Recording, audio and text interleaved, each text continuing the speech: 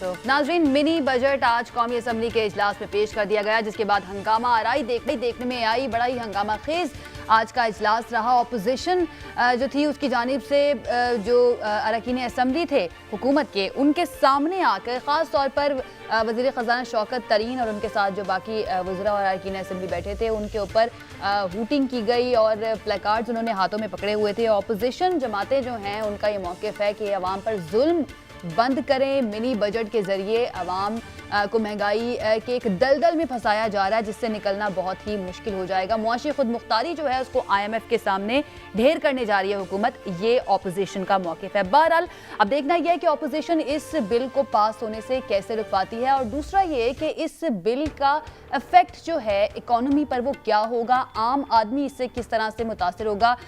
इस इजलास के बाद वज़ीर ख़जाना शौकत तरीन ने प्रेस कॉन्फ्रेंस भी की। क्या कहना था उनका, कुछ बातें आपको बता देती हूँ। उन्होंने कहा कि ज़िमनी मालियाती बिल से अवाम पर बोझ बढ़ने की बातें बेबुनियाद हैं। उन्होंने कहा कि मजमूई तौर पर 343 अरब रुपए की टैक्स छूट जो दी गई थी वो ख़त्म की गई है, जिसमें से मशीनरी पर 112 अरब रुपए की टैक्स छूट ख़त्म की गई, फार्मास्यूटिकल्स पर 160 अरब रुपए की टैक्स छूट ख़त्म की गई, बाकी लग्जरी अशिया जो हैं उनकी दरामद पर 71 अरब रुपए की टैक्स छूट ख़त्म की गई।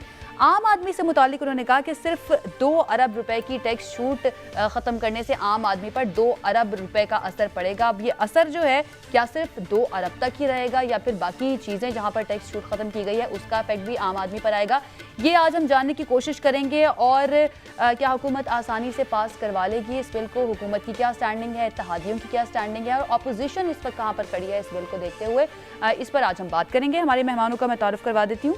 जनरल गुलाम मुस्तफ़ा साहब हमारे साथ आज मौजूद होंगे, नज़ीर लगारी साहब हमारे साथ मौजूद होंगे, सीनियर तज्ज़ियाकार हैं, मोहसिन बेग साहब तज्ज़ियाकार हमारे साथ मौजूद होंगे, और माहिर मईशत डॉक्टर कैस असलम साहब हमारे साथ स्टूडियोज़ में मौजूद होंगे। हमारे तमाम मेहमानों का बहुत शुक्रिया हमें ज्वाइन करने के लिए।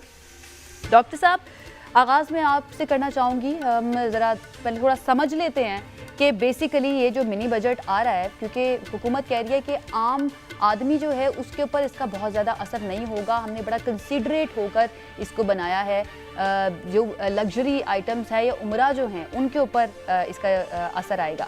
तो क्या वाकई में आम आदमी के ऊपर इसका असर नहीं आएगा इस मिनी बजट का? देखें, इनडायरेक्ट टैक्सेस का मतलब ये होता है कि जिस पे टैक्स लगता है वो पे नहीं करता, बल्कि वो पास ऑन करता है कंज्यूमर पे।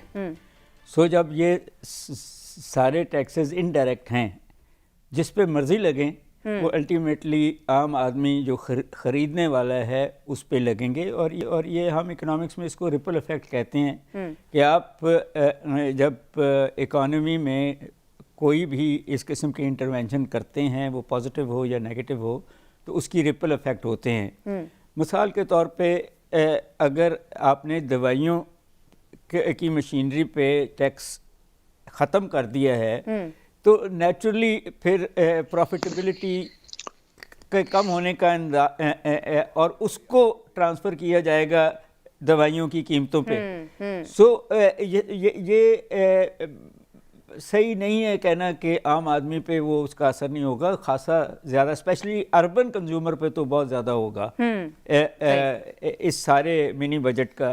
इसका एक दूसरा हिस्सा भी है जो शायद हम डिस्कस नहीं कर रहे, वो ये है कि डेवलपमेंट बजट पे भी कट लग रहा है। 200 अरब का कट लगा, बिल्कुल। तो जब वो कट गया तो एम्प्लॉयबिलिटी भी कम होगी जो गवर्नमेंट ने क्रिएट करनी थी। कंस्ट्रक्शन होंगे, डैम्स होंगे और इस किस्म की चीज़ें होंगी, एजुकेशन होगी, हेल्थ होगी, इस पे कहीं ना कहीं तो वो कम होंगी और उसका असर भी फिर अवाम पे ही आएगा। फिर हुकूमत के अपने असासे कम हो जाएंगे इन दी कॉन्टेक्स्ट।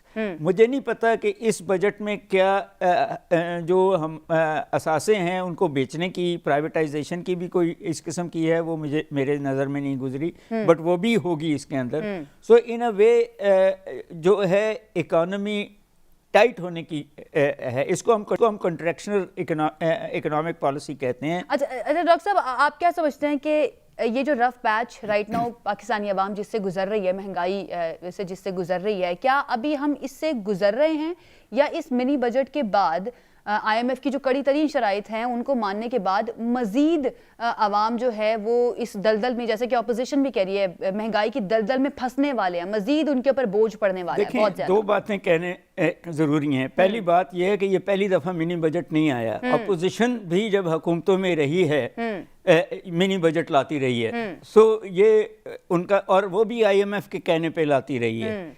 हाँ, ये कोई 13वां IMF का हमारा रिलेशनशिप है। पिछली 13 दफ़ा हम इसमें जा चुके हैं। शायद नवाज शरीफ की पहली हुकूमत थी जिसने इसको शुरू किया था।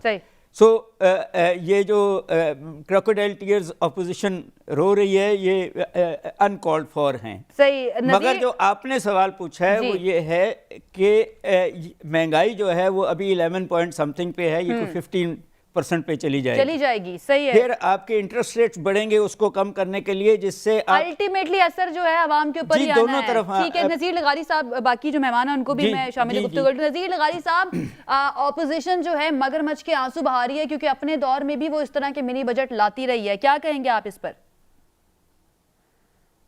देखिए, इस तरह का बजट नहीं था। ये तो एक तबाहकुन बात यह है कि 1700 अशिया की कीमतें मुतासर होने वाली हैं। तो क्या ये जो पाकिस्तान की, हम अगर मार्केट को देखें तो 22 करोड़ की आबादी में हमारी कंज्यूमर मार्केट जो है, जो खरीदारी की सकत रखती है, उसकी जो हैसियत है वो कितनी है?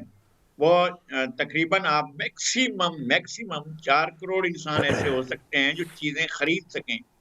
बाकी 18 करोड़ तो आपकी कोई चीज खरीद नहीं सकते। और जिन 1700 चीजों की ये कीमतें बढ़ा रहे हैं, वो तो साशे की कीमत बढ़ा रहे हैं। आप चाय का साशे लेते हैं, आप कोई किसी और चीज का, जो घी नहीं खरीद सकता 1 किलो का डब्बा, 2 किलो का डब्बा, वो बेचारा जाकर साशे लेता है। साशे तक की तो कीमत आप बढ़ा रहे हैं। आपको जो नहाने के लिए जाकर इस्तेमाल करता है, वो जो होता है शैम्पू, वो साशे में आता है, साशे की कीमत बढ़ रही है।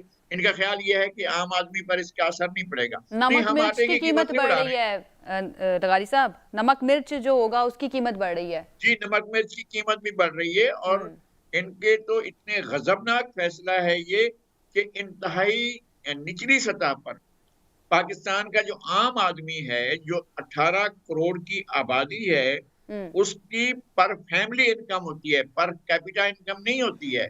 पर फैमिली इनकम जो है इनकी 10 से 15 हजार होती है, मैक्सिमम जाकर करते हैं। इसमें ये घर चलाकर बताएं तो इनको पता चलेगा कितना आपको खाना पीना छोड़ना पड़ेगा। कह रहे हैं जी नाश्ता तो वो बेचारे मजदूरी करके आते हैं तो फिर हासिल करते हैं, नाश्ता नहीं है।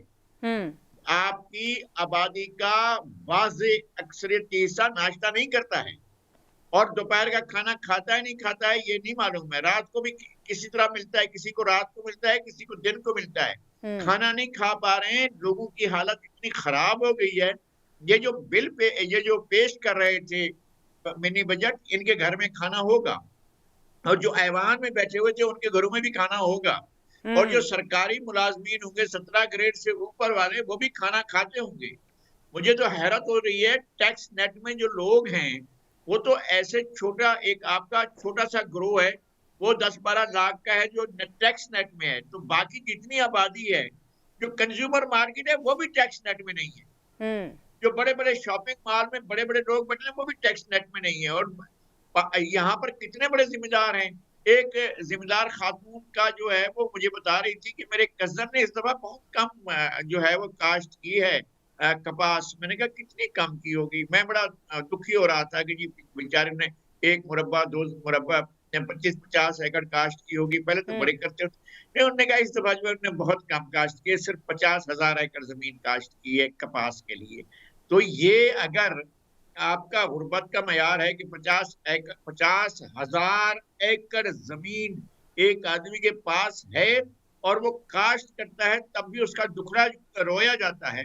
जिनके पास 1 एकड़ भी नहीं है, 2 एकड़ भी नहीं है, 3 एकड़ भी नहीं है, वो क्या काश्त करेगा और किस तरह से वो खाना खाएगा। किसान की हालत अबतर है।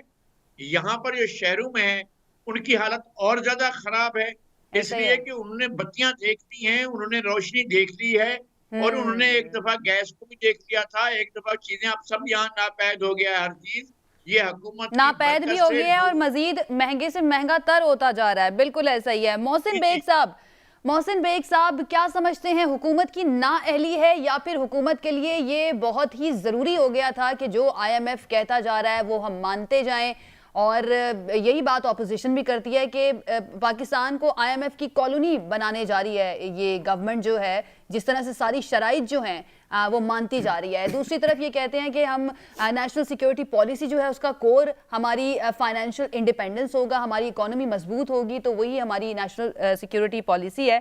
तो आपको लगता है कि इस तरह से सारी चीज़ें मानते जाना, IMF की सारी शराइत, कड़ी तरीन शराइत मानते जाना, इससे हमारी जो फाइनेंशियल सिक्योरिटी है वो मज़ीद बेहतर होगी? बहुत शुक्रिया जी। बेसिकली लगारी साहब ने और डॉक्टर साहब ने बहुत अच्छा एक्सप्लेन कर दिया।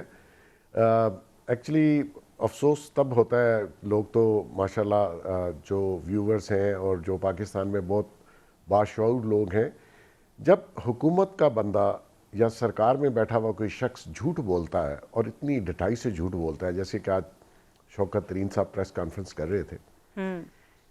उन्होंने एशिया की डिटेल नहीं बताई, लेकिन डिटेल आ गई है। उसमें तो अमीर और गरीब, मिर्ची तो सबने खानी है और घी भी सबने खाना है।